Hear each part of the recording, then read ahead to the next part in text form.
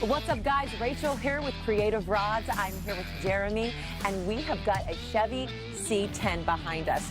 Jeremy, you want to tell us a little bit about this truck, kind of how it came in and what type of work you guys did on it? Yeah, Rachel, I'd love to. What we have here is a 67 C-10. We got it by the way of a customer. He actually bought it from a consignment shop house. He bought it for a family member, actually. And we got it here. We're just doing a little bit of massaging on it. We got a little bit of correcting to do, some paint correcting, and a little bit of body filler, a little work we have to do to it.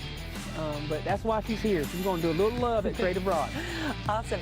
And this truck has actually won a lot of awards. You want to tell us a little bit about those awards it's actually won? Yeah, I'd love to. It actually is a General Motors Design Award from SEMA. The Goodguys Nationals show car winner. It's hit the IES car circuit pretty heavy the last couple of years. And the last year of its life, it really got autocrossed, and they actually put it to the ground.